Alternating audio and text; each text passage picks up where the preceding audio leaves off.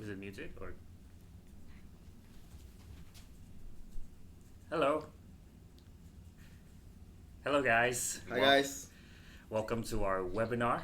Hopefully, the first of many webinars that we will have. So today we'll be talking about app marketing, specifically about how we can help you grow your app business with Google. So my name is Yuting, and I'm a growth manager for mobile apps in Southeast Asia. And as the name suggests, what I do is I help apps grow in the region, looking at how we can help them grow their business, what their apps mean to their business, and more specifically, how we can help our clients gain more valuable users for their apps. And I also have my colleague Ferdy with me today. Hi, very good afternoon. My name is Ferdi. You can call me Ferdi. So basically, I've been with Google for 3.5 years. My role here is business development consultant focusing on mobile apps. Yeah, and yeah, happy to host webinar today. Hopefully, you guys can learn something from us today, and stay tuned. And hopefully, you guys learn something today. Please, you think. All right, let's get started. Ha. So, just a quick run through of what I will be sharing with everyone today.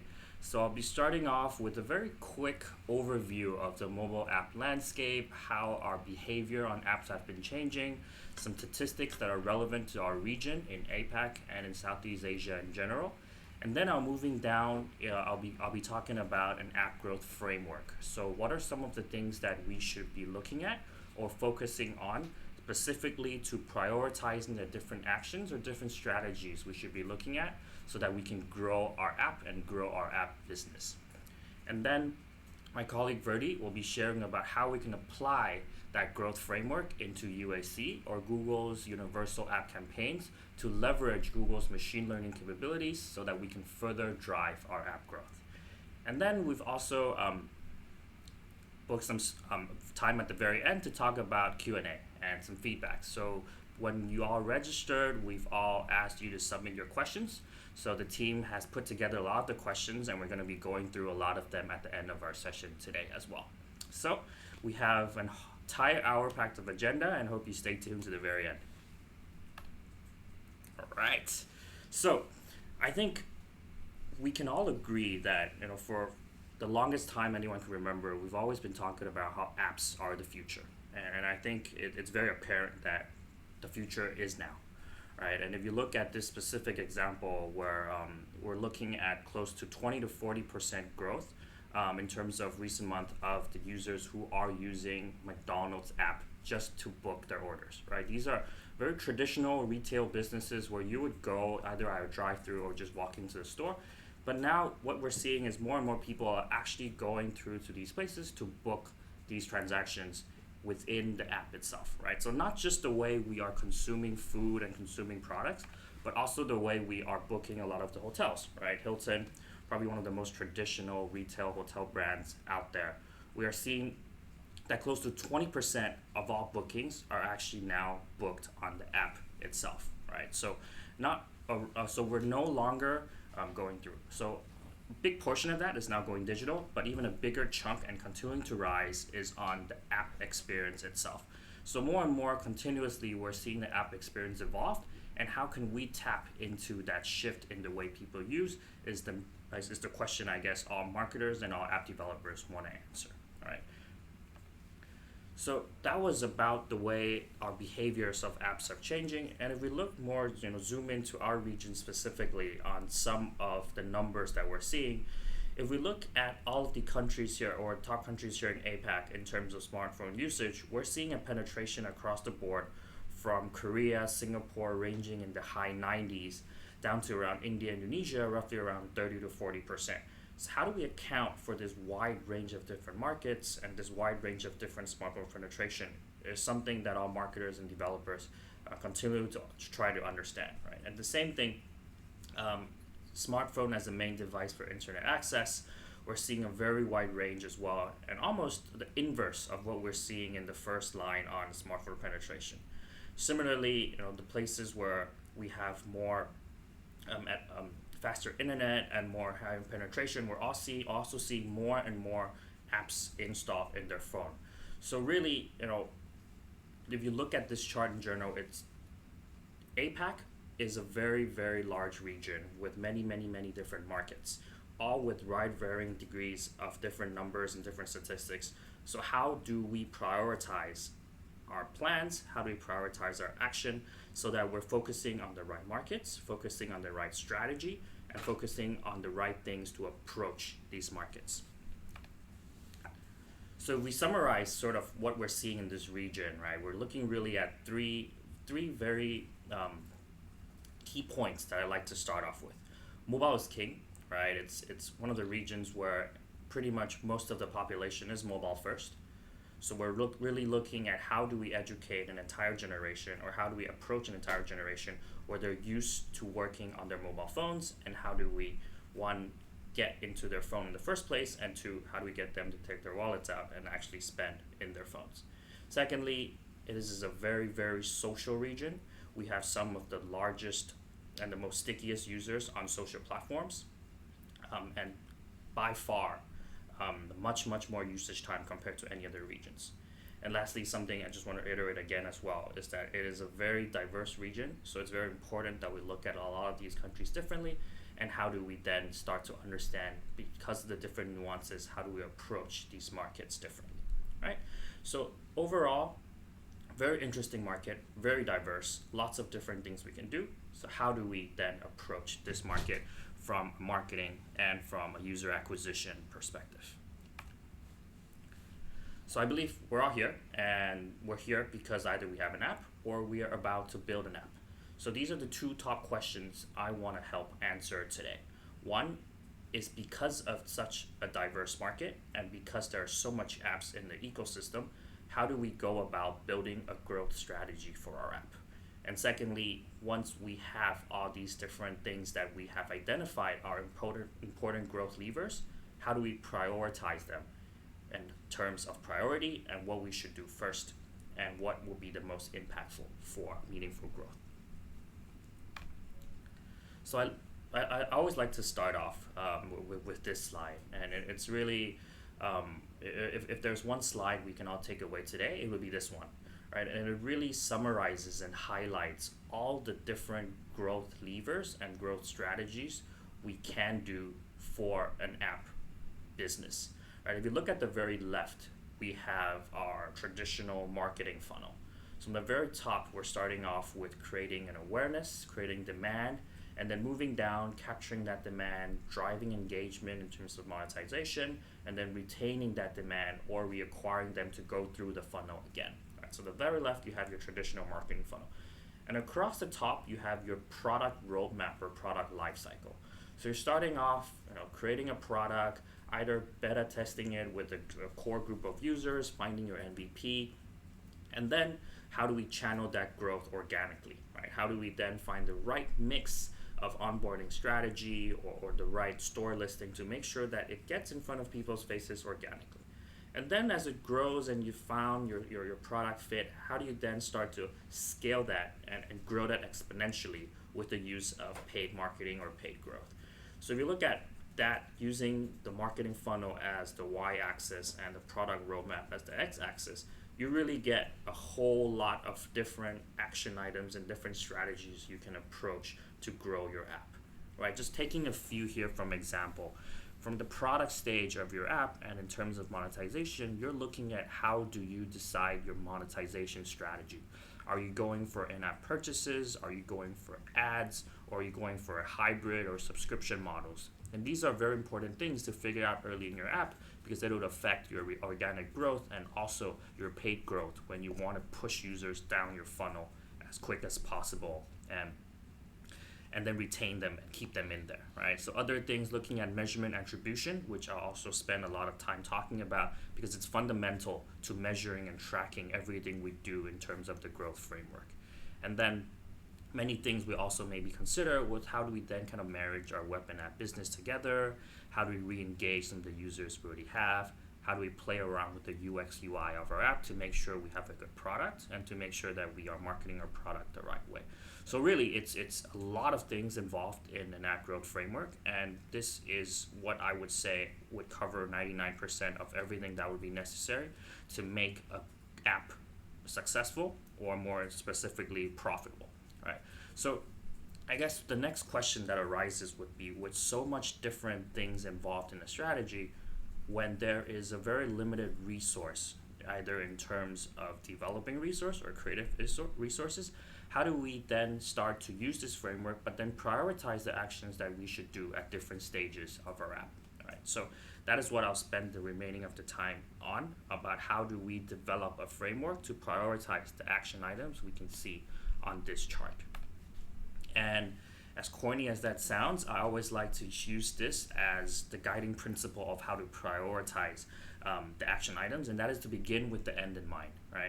And it's a quote from one of the best-selling books in the world, 7 Habits of Highly Effective People, and it's to always begin with the end in mind. So always think about, what does your app mean to your business? If you are creating an app, are you looking to drive specific users to do specific actions in your app so that they are generating revenue for your business in general? Or are you looking to create some kind of loyalty so that they can be diverted into other segments of your business? Or are you looking at complementing or trying to implement anything in any way with your app and your other services? So always identify what is the goal of your app and then move back from that point on. So now you have a goal, and then, for example, now you want to get more users. So if your goal is to get more users, then we can start to derive what are the action items we can do to get to that point of getting more users. So one step at a time, but always beginning with the end in mind.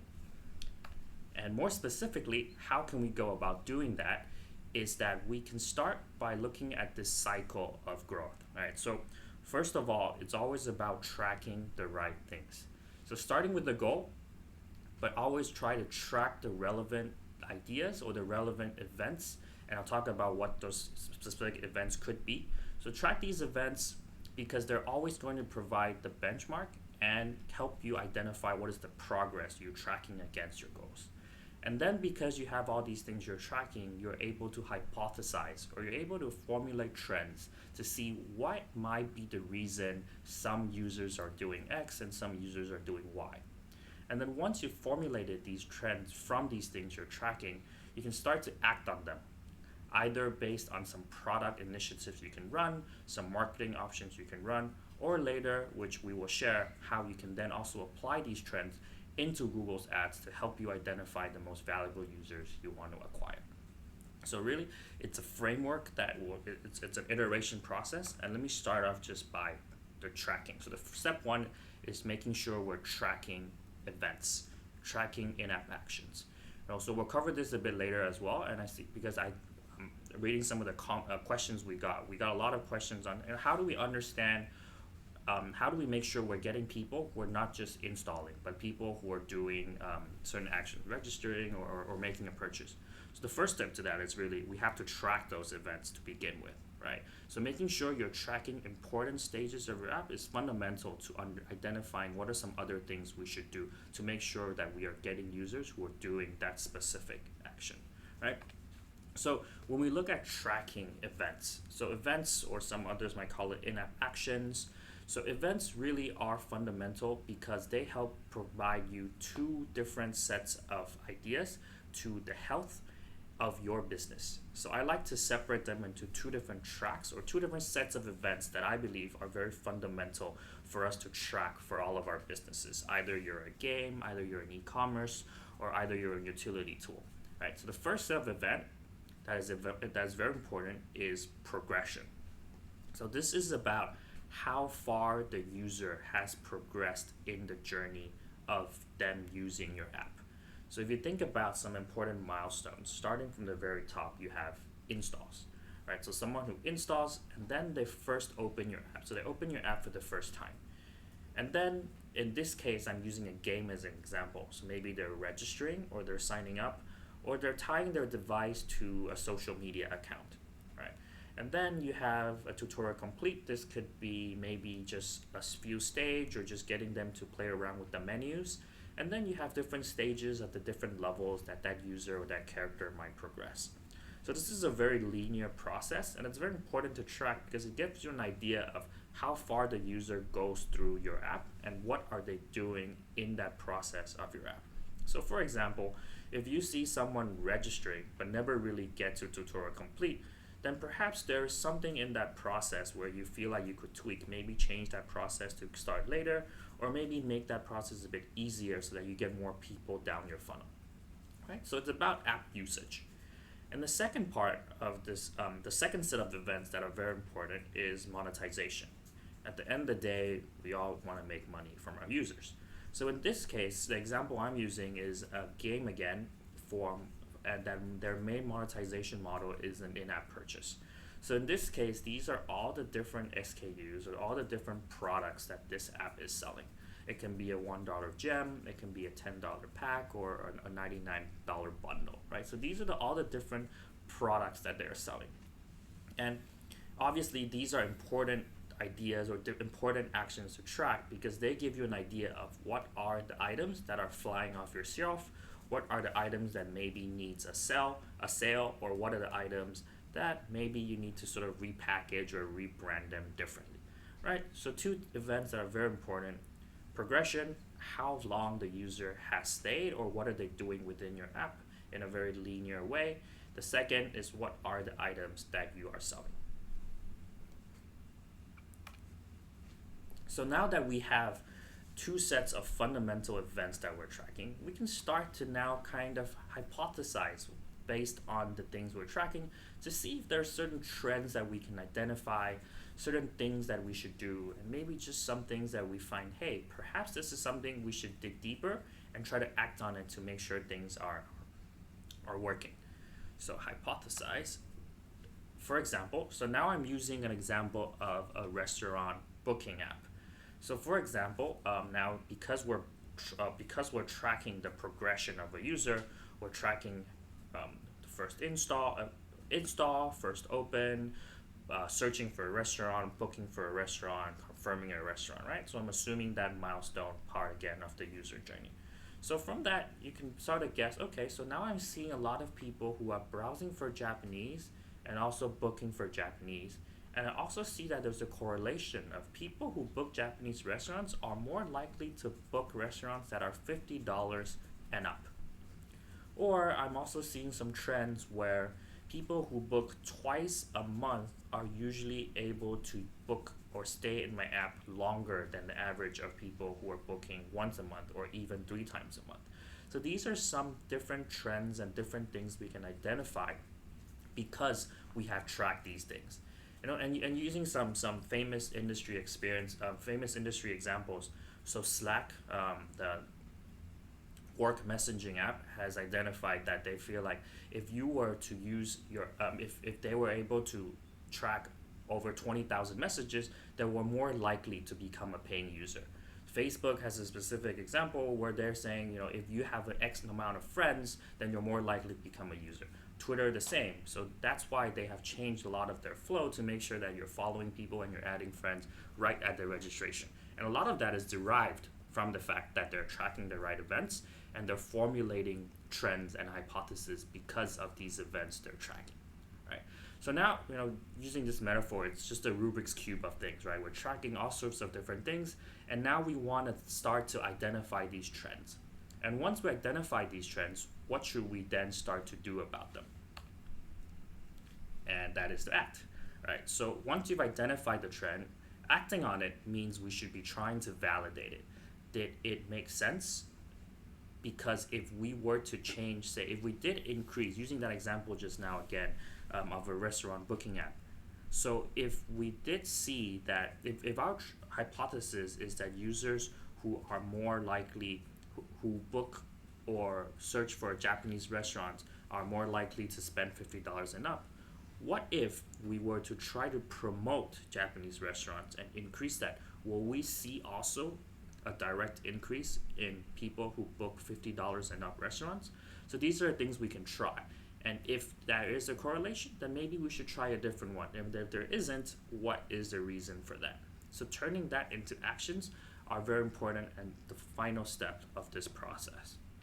So again, using an example, so if our end goal was to get people to book restaurants, and if we were to see, are we seeing specific correlations between people who book restaurants with specific type of cuisines, for example, in the blue, or specific type of search queries we're seeing in the yellow, or maybe they're registering at certain times of days because maybe they're more urgent and they need to book something right away for dinner, or are they using certain type of social media accounts to register?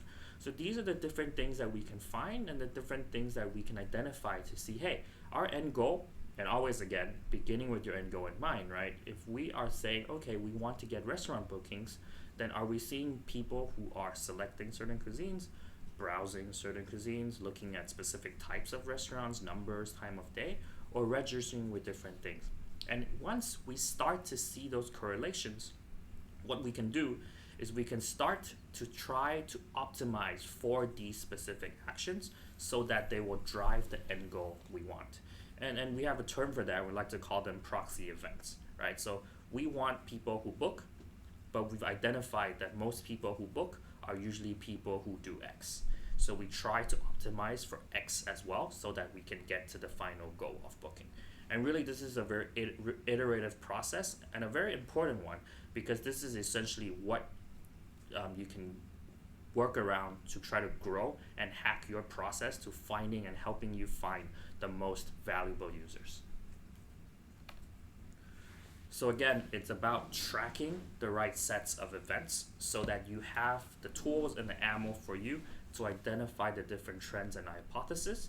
And then once you're able to formulate these hypotheses and identify these trends, how do you then act on them in a meaningful way so that you are pulling the right levers to get to the end goal you want? If they're going in the positive direction, how do you then even double down on them? And if they're not, how do you then move on to identify a different set of events and a different set of hypotheses to track? So really, sort of like a quick short summary of this cycle is really about having the right goal in mind. What is it that you want your users to do? What is it that you want your business to do? Work back from there, track the right events, hypothesize and formulate trends based on what you're tracking, and then act on those events, and then repeat the process again and again. So always start with a single goal and work your way up and start track, hypothesize, act, repeat. So using that framework, right, tracking is something that we can all do within our apps. There's a lot of different products out there we can use. Identifying different trends is about how do we then get a team together to make sure we're looking at things the right place.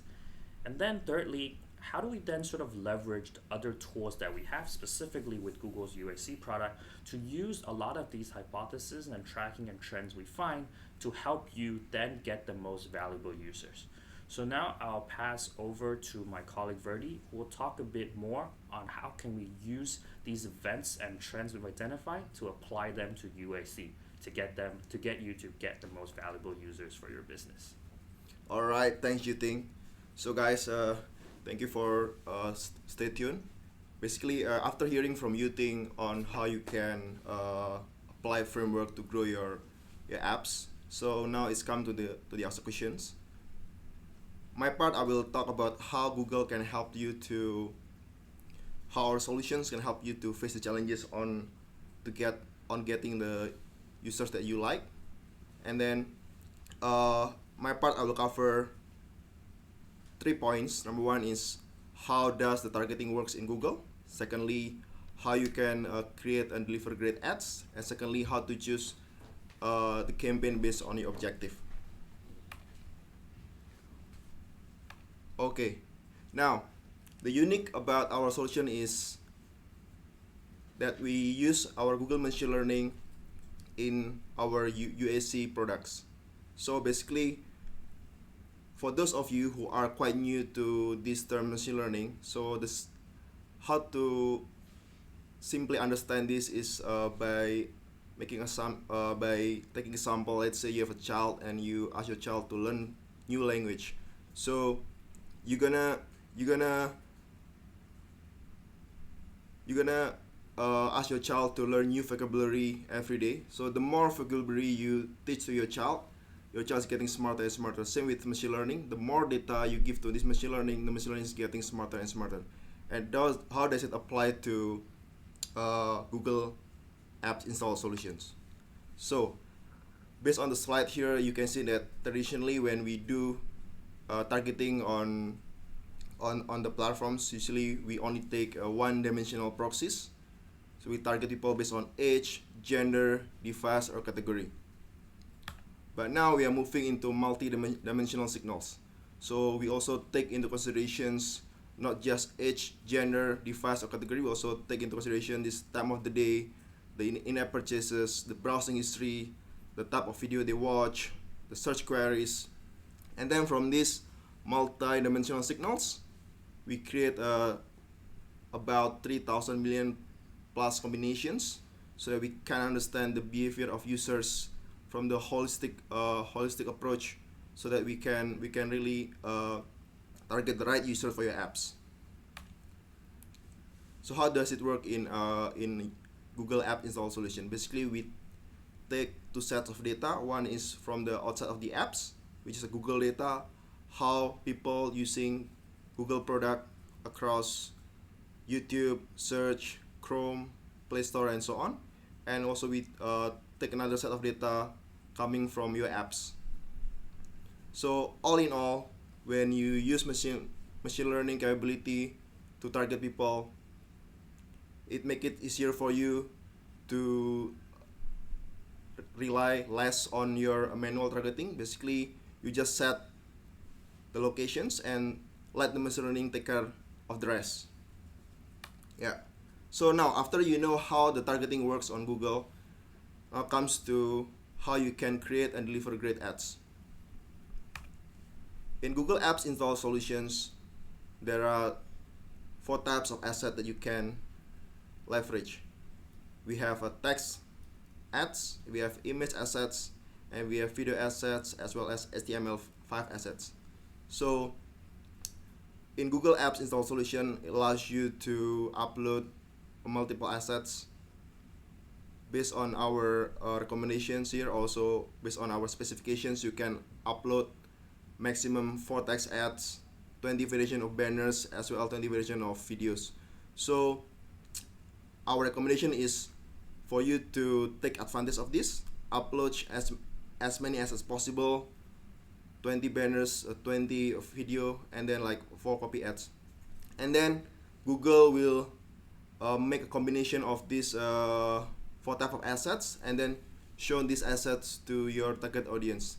And then the machine learning will tell you which asset works, which asset doesn't work, and then you can optimize from it. And then after this asset, we will place across numerous networks, be it on Google Play, Google Search, YouTube, mobile browsers, even in our display network. Now, after you know about how the targeting works, as well as then after you create great creative assets, and then now it's time for you to use the best campaign for your goals. In Google, we have 3 types of goals that you can set when you do Google Apps Install Solutions. Either you can do install as your goals, and then actions, as well as a build lifetime value. But everything must start with install. So you have to start with install. After you getting high volume of install, there will be some of users who will do certain actions, and then you can introduce new campaign based on specific action that you want to drive. For example, let's say there is an app, basically they want to drive users who will submit loan applications. So first thing first, they will drive high volume of install, and from this install there will be some people who will do loan submissions. Once they have enough data of these people who do loan submission, and then they will move to action-based campaign, which is trying to target people who will most likely not just install your apps, but also they will submit loan in the apps.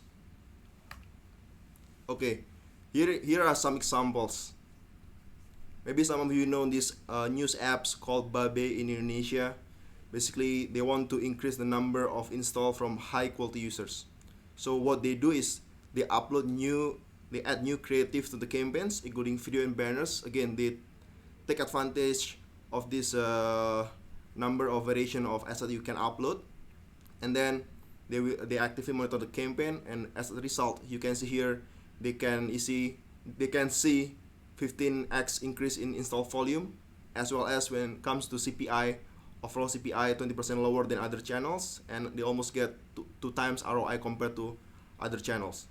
So in this case study, they use install as the objective of the campaign. Now next, the next example will be on Uber. So Uber leverage our action-based campaign. So the goal of this Uber campaign from Uber is that they want to drive high volume of install from high quality users. So they want to increase the sign up as riders, yeah, while maintaining a target CPI. So again, they use actions here, which is people who will sign up as riders as an action that they set on Google Apps install solutions. So as a result, you can see here that compared to UAC campaign that is focusing on install, then they can get this 45% higher install to sign up ratio, 13% lower cost per sign up, as well as 25% more install with the UAC focusing on actions. The next example will be on Credivo. So for Credivo, they want to drive a number of verified users. So what they do is they review all the in-app events. So they map out user funnel from install to conversion, and then they optimize for an action, which is here is that people who install the apps and get registered or get verified. Yeah, and as you can see here, the result, they can get this they got this 80% decrease in CPA, 40x increase in daily conversion, as well as 30% increase in conversion rate. Last case study that we have here also coming from Meitu. So basically, Meitu here also trying to use action as the goals for the campaign.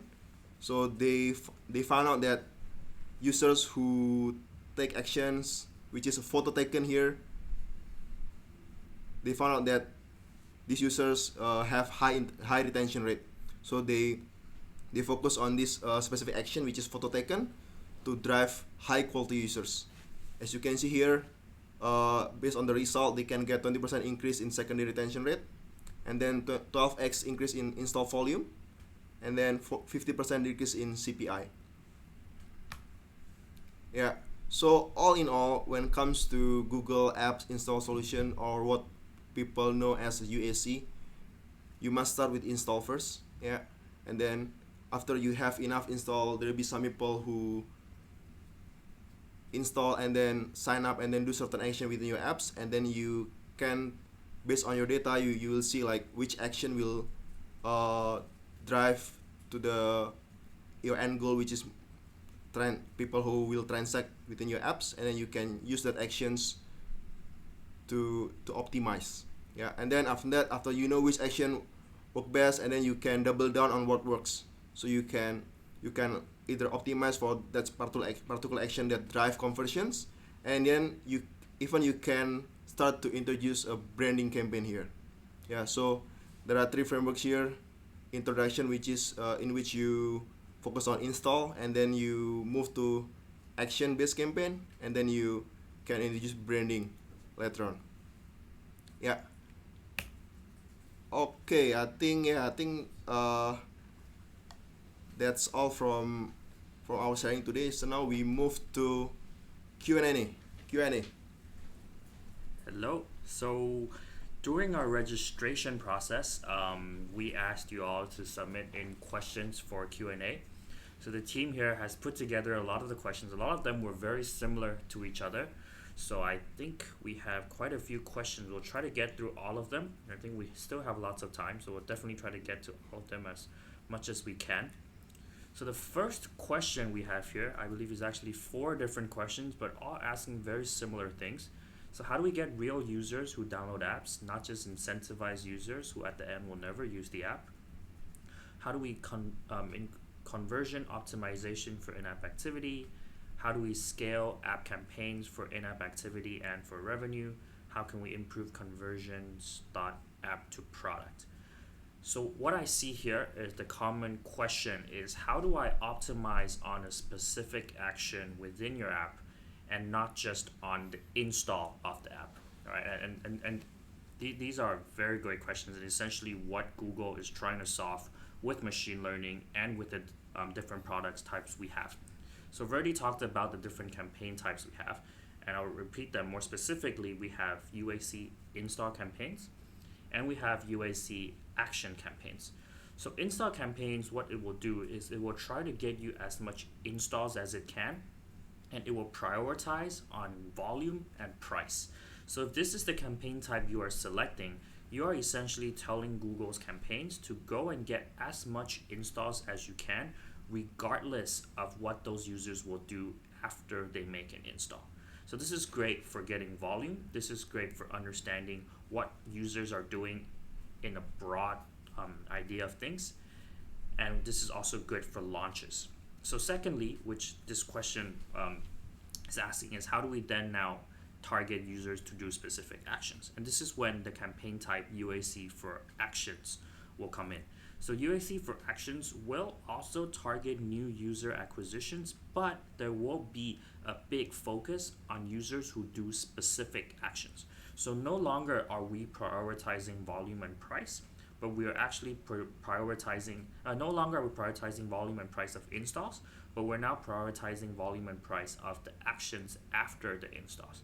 So for example, I think in the case study that Verdi shared just now using Meitu, so what they did was they ran an actions campaign focusing on driving users who take photo, because their end goal was on user retention, which also fits in the framework I shared in the very beginning about always starting with the end in mind. So in this case, their end in mind was about increasing user retention.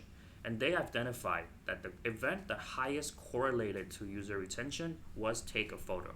So what they did was they drove a UAC action campaign to specifically drive users who will take a photo. And what they did was they saw a huge increase in the users who actually take a photo, and consequently users who are able to be retained in the app. So again, right, if you want to focus on optimizing for in-app activity, you need to first track that activity in your app, and to target that activity specifically using the UAC actions campaign type. Yeah, in addition to that, I mean, like before you can start the UAC campaign or Google Apps install campaign, so first thing first, you have to implement this third-party attribution tools. Yeah, and then you customize what kind of events you want to track.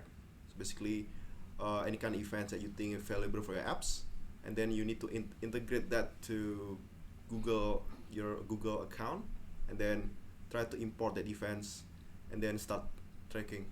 Yeah. Great. Next question: how to make an app sell and how to track sales and performance KPIs such as CPA, CPL, CPI, ROAS, ROI. So just to clarify the terms, so CPA, cost per action, and that action I'm assuming can be anything that we're optimizing on. CPL, traditionally more in lead gen e-commerce businesses, but I'm assuming it's cost per lead. CPI, cost per install. ROAS, return on ad sales, return on ad spend. ROI, return on investment. So really, it goes back to, I think, what Verdi just talked about just now as tracking the right events, right? So if we are tracking an event that happens after the app, essentially it's really just an equation of the cost divided by the action, how many actions there are, and then we can customize that column within Google, and you can see a CPA or a CPL or a CPI, right? Similarly, if we're not just tracking the action, but we're actually tracking the action and the revenue attached to that action, then using the same formula, we can actually even add in a revenue number, which will then give us ROAS and ROI. So this is from a display perspective. These are custom columns we can create within AdWords because we are tracking these right things. And also, because we can use UAC action, we can now specifically tell the machine to say, we want a cost per action, or essentially a cost per lead, or any action that you're tracking, and I only want to pay, say, $50. So if I tell UAC that I want to pay $50 for a specific action, then that is what the machine will try to optimize for. Similarly, if you have different actions that will give you different return on investment, say one action is $50 because it's a $50 product, the other action is a $30 product, then optimizing for these different actions will essentially also give you different return on ad spend and return on investment as well. So again, important things to identify is tracking the right events. If you include revenue, you can also get revenue numbers in turn as well.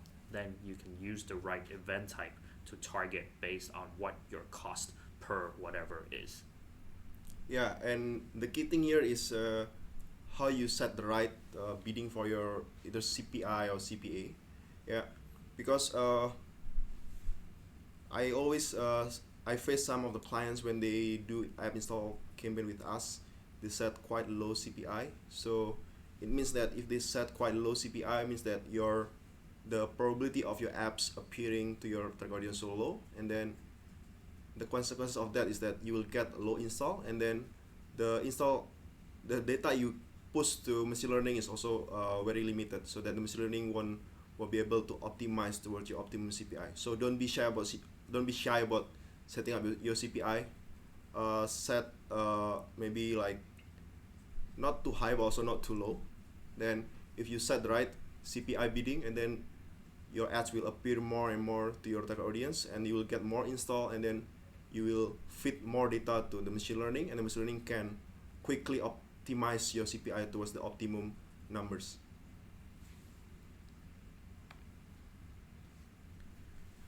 How do I know the potential budget I should invest in UAC? Are there any reach numbers? We are not able to get the perfect number of audience. Okay, so this is a great question. I think when we're looking at running apps or a lot of performance campaigns, I think as I talked about in the app growth framework, it's about beginning with the end in mind, right? So trying to work back from there is always the approach that I would suggest to anyone looking to understand any budget they should be investing or any reach numbers they should be investing, right? So as opposed to looking at how much you can get with the budget, think about how much budget you should be investing in to get the results you want, right? So if we go again with that framework, we're starting off with, I want to say, for example, I want to get X revenue by the end of the year. So to achieve X revenue, those revenue must come from Y number of users. And for that Y number of users, how many of those users will eventually contribute revenue?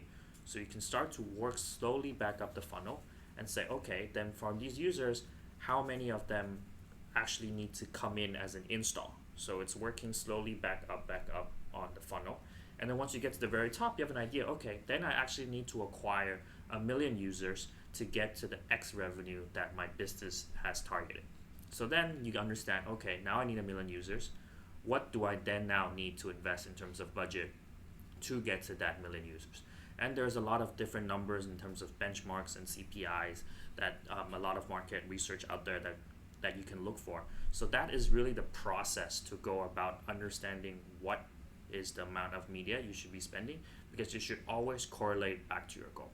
It should never be about how much I can get, but more about how much do I need to get to the point I want to get to. Yep. Great. Cool. So play console ads, how to maximize your app ad spending on YouTube. Okay, so I think if we look back at how, so I assume these are questions from clients who are probably already running UAC, or probably looking at how can we maybe focus our spend on specific type of ads for apps, right? So if we're looking at UAC as a product in general, what UAC is doing is UAC is taking together all of the different inventories within Google. So Google has about 7 products, all with over 1 billion users each. So all of these products have a lot of different placements within them for different ads, right? And some, so what it will do is it will try to, based on your user specific action and your user specific goal, they will try to allocate the budget in the different type of inventories it has. So for example, if they see that your ad is running very well and is converting very well based on your target, so okay, to be more specific, I'm using the restaurant booking app, and you set up a UAC action campaign, and your goal is to get book restaurant for Japanese restaurants, right? And you run that campaign, Google will go out and run that ad on all of its inventories. Some of it will be in Play Console ads, some of it will be on YouTube, some will be in search, and some of it will be in display. And what it'll see is you might see some varying degrees of spend across all these inventories. And the reason for that is because as long the process when UAC learns and optimizes the ads, it'll start to understand that perhaps the users who are on YouTube are converting better. Perhaps the users on Play Console ads are converting better. So you get to see where your ads are showing and start to understand which ones are the places that do better, right? But this is not to say that if you were to turn off the other ones, then you'll essentially be able to get better volume. What this means that it found that the majority or the big portion of it was showing on these inventories, but also at the same time, it's making sure that you're not missing out on also similarly valuable users across all the other inventories. So again, this is a question that we get often, and the most important thing to understand is that UAC will help you identify and allocate the budget in terms of where it'll show. Yeah, so I think back again to what I said before, that the first thing that you need to do before running app install campaign, other than implementing the third-party attribution tools, you also need to prepare the creative well. Yeah, so you can leverage all the assets that you have. We can upload copy ads, which is not maximum is 4 copy ads, 20 variation of banners, and 20 variation of videos. So try to take advantage of that, upload as many variations as possible, so that your ads can appear in more inventory. For example, let's say you only have banner and copy ads, so the likelihood of your ads appear on YouTube is quite low, because most of the YouTube inventory are videos. So please we really recommend for you to maximize your asset creation on Google. Please provide like video, banners, or copy ad. Even like video, you can have many kind of variations like landscape, portrait, square, 6 second, 15 second, 30 seconds. Yeah, actually, to add on to this as well, I think this question often arises when a lot of clients are looking at the placement reports and where these ads are showing, and they see that a majority of it is, for example, showing on search or showing on YouTube, or they're seeing good prices. So the way I would interpret that would be not about maximizing the specific inventories that are doing well, but trying to improve the other ones that are not. Because what essentially is happening is you're missing out on a group of very valuable users, but they're not converting very well to your current ad copies. Right? So for example, if you're seeing YouTube doing very well, but your search is not, so perhaps you want to tweak your text ideas to make sure it becomes more relevant to your users as well.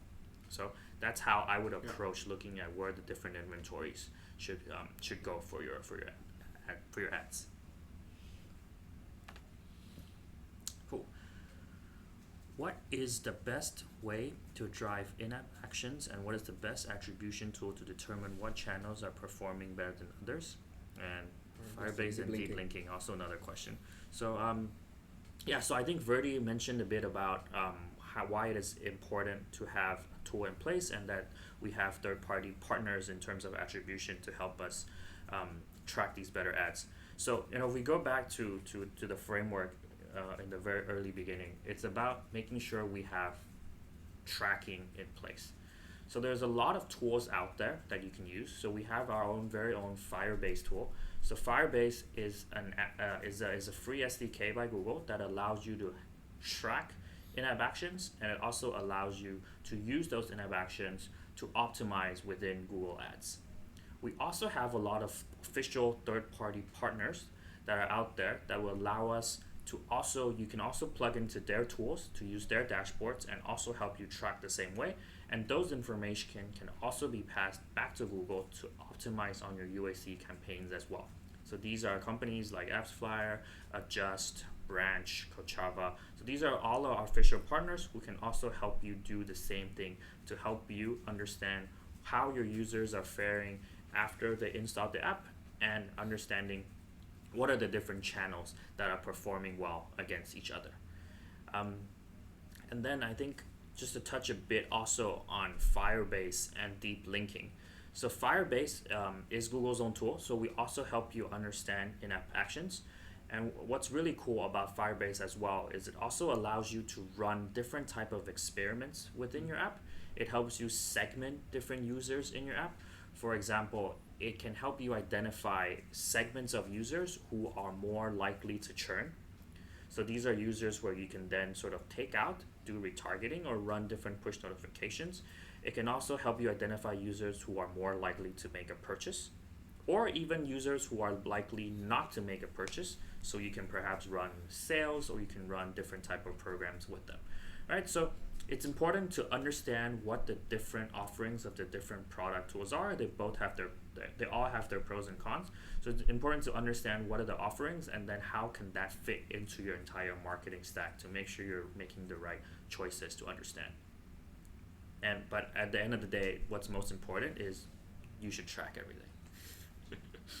All right. Any other questions? Oh. Yeah. Yep. All right. Okay. All right. Cool. I think we come to the end of our webinar today. Yeah. Thank you so much, guys, for attending our webinar today.